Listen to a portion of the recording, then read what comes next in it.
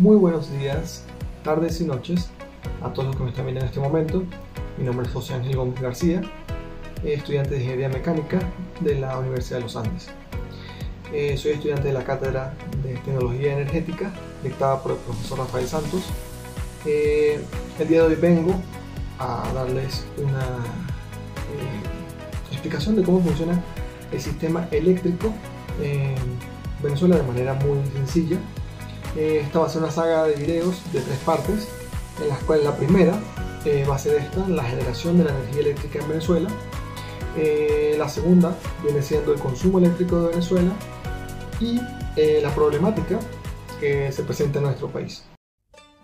Imaginemos, es el año 1873. Toda tu vida, la única fuente de luz que conocías era una lámpara de aceite. Con ella, todos tus compañeros, amigos y familiares se apoyaban para poder ejecutar sus labores del día a día. Una noche, caminando por la plaza de Caracas, te das cuenta de que algo cambió. La historia había dado un nuevo giro. El científico Vicente Marcano había iluminado con energía eléctrica la plaza de Caracas. Imaginemos cómo era ese momento para cada uno de los ciudadanos de ese momento. Ver que ya no eran aquellas llamas cálidas las que iluminaban sus bellos parajes. Ahora era algo más mágico en ese momento, pero con una gran esperanza para el futuro. Y en ese momento no lo sabía. Ahora avancemos unos años más en la historia. En 1888, la ciudad de Caracas fue la primera en recibir suministro eléctrico continuo en todo el territorio nacional.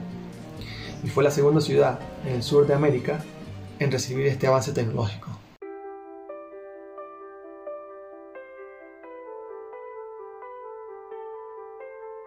Pueden darse una idea del encanto que sentía la sociedad por la llegada de la electricidad. La electricidad había llegado para quedarse. Para ese entonces, en 1897, el ingeniero Ricardo Zuluaga construye la hidroeléctrica El Encantado. Esta hidroeléctrica producía 490 kilowatts. Para aquel entonces, aunque parece poco, era un gran avance.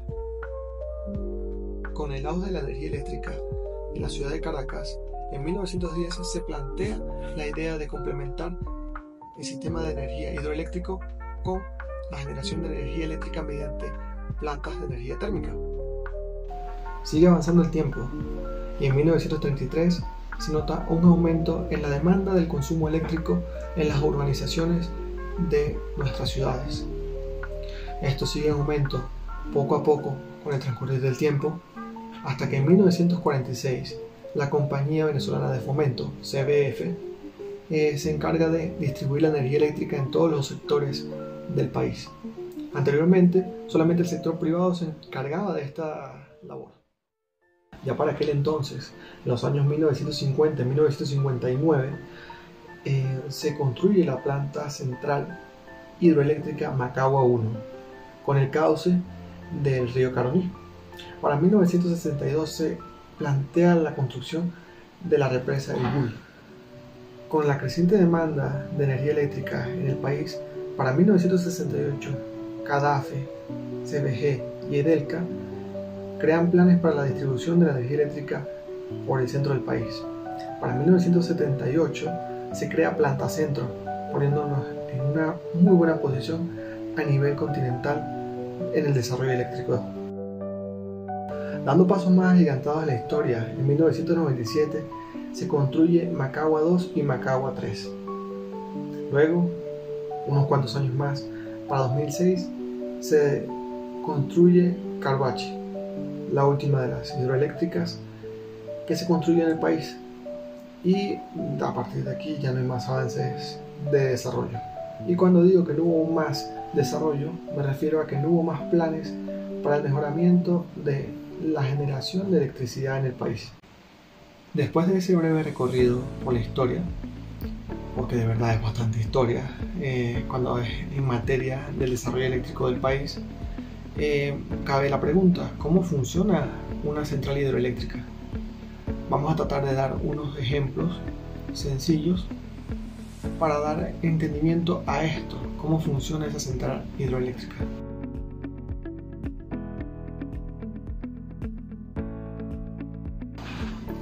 El hombre maravillado con la potencia del agua, la naturaleza, y qué tan increíble podría ser ese potencial si fuera redirigido en nuestro propio beneficio, como siempre hemos sido nosotros los humanos, con la intención de obtener más confort y bienestar. Una represa hidroeléctrica, como lo es Siburi, aprovecha el caudal del agua mediante los embalses, ya que estos hacen aperturas y cierres. Esta propiedad nos permite llevar el agua a donde nosotros queremos. En este caso, donde nosotros queremos es las turbinas, dado que éstas se encargarán de transformar esa energía mecánica, porque al caer en la turbina hará mover un eje dentro de ella y esa energía mecánica se transformará en energía eléctrica. Recapitulando en pasos más breves, el agua, redirigida por la capacidad que tiene la represa, cae en la turbina. Ahora, ¿qué ocurre dentro de la turbina? La turbina por dentro tiene unos álabes. Estos álabes, al recibir el flujo o el caudal del agua, hace que gire a altas velocidades. Tenemos un eje, este eje girará generando una energía mecánica, un movimiento. Ahora, esa energía es conectada, mejor dicho, el eje es conectado al generador y este generador, al recibir la energía mecánica, generará energía eléctrica. Habrá una transformación de energía mecánica a energía eléctrica.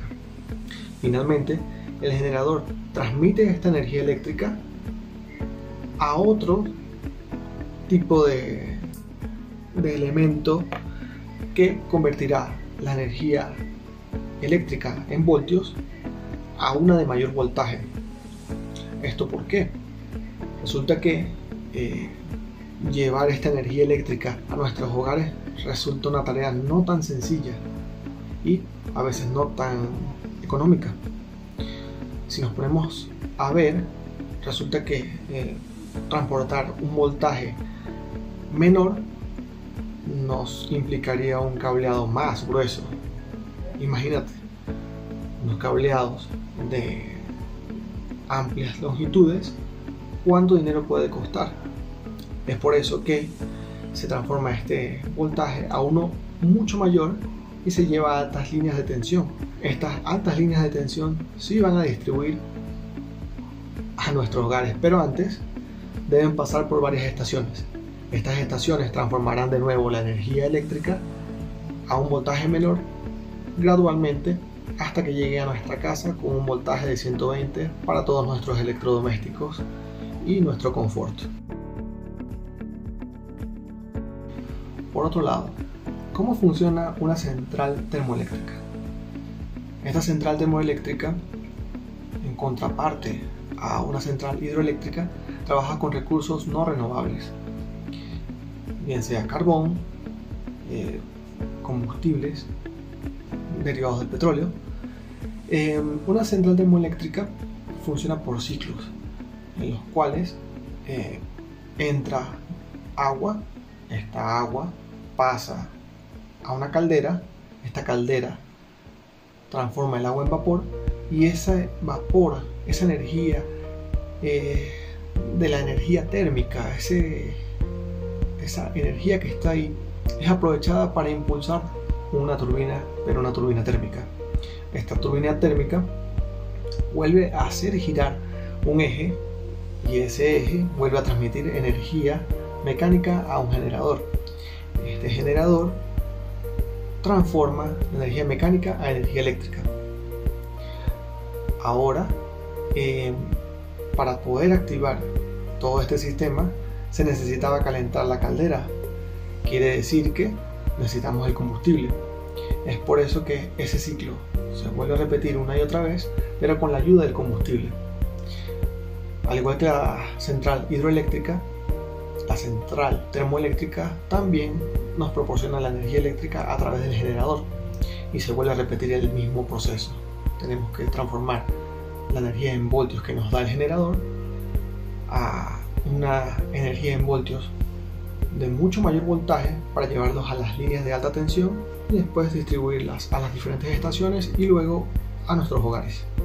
Ahora, si bien es cierto que la energía de una central hidroeléctrica y de una central termoeléctrica nos viene bien cualquiera de las dos, pero siempre hay una preferencia por la energía hidroeléctrica, ya que funciona con un recurso renovable como es el agua. Además de ser poco contaminante, es más viable y más barata, de hecho.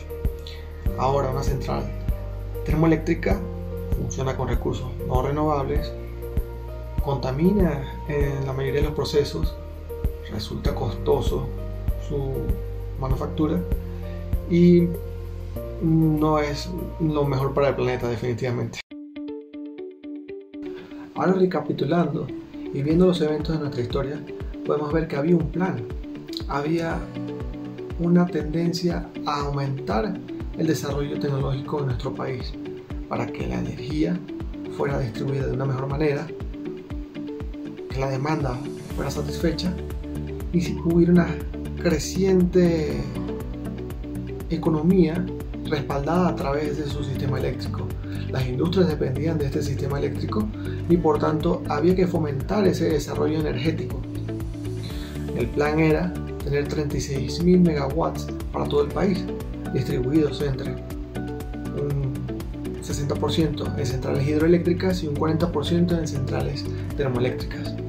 Son 21.600 megawatts para las centrales hidroeléctricas y 14.400 megawatts por parte de las centrales termoeléctricas. Es lógico pensar que este sistema era el efectivo, debido a que si hay algún tipo de fallo en la central hidroeléctrica, bien sea por sequías, error humano, también es probable, pues tendríamos en segunda mano nuestras centrales termoeléctricas que nos respaldarían mientras se solucionaban los problemas en las centrales hidroeléctricas. O viceversa, si fallaba el sistema termoeléctrico, siempre contaríamos con una central hidroeléctrica que respaldara lo que necesitáramos, o por otro lado, cubrir la demanda siempre que se necesitara en algunas partes del país, y esto obviamente trataba de mejorarse con los años. Por último, es importante recordar nuevamente que las centrales hidroeléctricas poseen la ventaja de tener recursos renovables como lo es el agua, en contraste con una central termoeléctrica que posee recursos no renovables, además de contaminantes. Aún así, con buenos regímenes de control, era muy buena la central termoeléctrica, ya que nos aportaba la energía necesaria y cubría la demanda, que era lo importante en esa época. Ahora, de manera generalizada, mencionaré algunas centrales generadoras de energía en el país, empezando por las centrales hidroeléctricas, las cuales cuentan con Central Hidroeléctrica Simón Bolívar, Guri, la más grande de Venezuela, ubicada en el río Caroní, con una capacidad instalada de aproximadamente 10.000 megavatios. Central Hidroeléctrica Francisco de Miranda, Caroache, también en el río Caroní, con una capacidad de alrededor de 2.160 megawatts. Central Hidroeléctrica Manuel Piar, Tocoma, otra importante central en el río Caroní, que contribuirá significativamente a la red eléctrica una vez completada. Central Hidroeléctrica Sucre, Macagua 1. Esta es una parte más antigua del complejo Macagua y sigue siendo un componente importante de la red eléctrica. Central Hidroeléctrica Antonio José de Sucre, Macagua 2 y 3, localizada en Ciudad Guayana. Esta central es parte del complejo de Macagua y es vital para la región. Todas en el estado Bolívar. Central Hidroeléctrica Uribante Caparo, un complejo situado entre los estados de Táchira y Barinas, que incluye varias plantas como La Honda, Masparro y Doradas. Central Hidroeléctrica Juan Antonio Rodríguez Domínguez, Masparrito. Esta central forma parte del sistema hidroeléctrico Uribante Caparo y contribuye a la diversificación de la matriz energética, ubicada entre Barinas y Portuguesa. Central Hidroeléctrica José Antonio Páez, Boconó, Turén, situada en los estados de Portuguesa y Trujillo. Esta central aprovecha el potencial del río Boconó. Central Hidroeléctrica Fabricio Ojeda, La Vueltosa, parte del sistema hidroeléctrico Uribante-Caparo. Esta central ayuda a completar la generación de energía en la región ubicada en Táchira. Con respecto a las centrales termoeléctricas tenemos Planta Centro, la más grande de América Latina, ubicada en Puerto Cabello, Estado Carabobo. Planta Josefa Camejo, ubicada en Punto Fijo, Península de Paraguaná, con una capacidad de generación de 450 MW, ubicada en Falcón. Planta Tacoa, ubicada en Catialamar, con una capacidad de 1200 MW, en Vargas. Planta Ramón Laguna, ubicada en Maracaibo, con una capacidad de 680 MW. Planta Termozulia, ubicada en Maracaibo, con una capacidad de 300 MW. Planta José María España, ubicada en los Salias, con una capacidad de 240 MW, en Miranda. Planta Pedro Camejo, ubicada en Valencia, con una capacidad de 150 MW, en Apure. Por último, contamos con un potencial natural para otras formas de generación eléctrica, como es la generación eólica, donde podemos ver en el mapa los diferentes candidatos óptimos para esta tarea, en las cuales hubo o hay proyectos para el desarrollo de este fin. Para culminar, es notable el hermetismo que poseen las entidades gubernamentales en materia de desarrollo eléctrico o cualquier solución a la situación actual de fallas eléctricas, apagones, entre otro tipo de situaciones. Debido a todos estos factores, poseemos muy poca información de la realidad actual del sistema eléctrico en Venezuela. Gracias a la ayuda de estudiados en materia con respecto a la generación de electricidad en nuestro país, podemos llegar a un estimado de 10.000 megawatts en cuanto a centrales hidroeléctricas y centrales termoeléctricas, 8.300 megawatts para las hidroeléctricas y 1.700 megawatts para las centrales termoeléctricas. Con estos datos nos podemos dar cuenta de un contraste significativo entre lo que se planificaba en cuanto a producción de megawatts, que eran 32.000 megawatts, y lo que se produce realmente de 10.000 megawatts. Claro, esto es un supuesto, sin embargo se ve que esto afecta a la economía, a la situación de confort del país y a los planes a futuro de una mejora.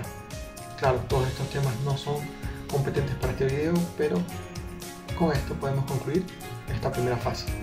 Muchas gracias por su atención y los espero en la segunda parte de esta saga de videos.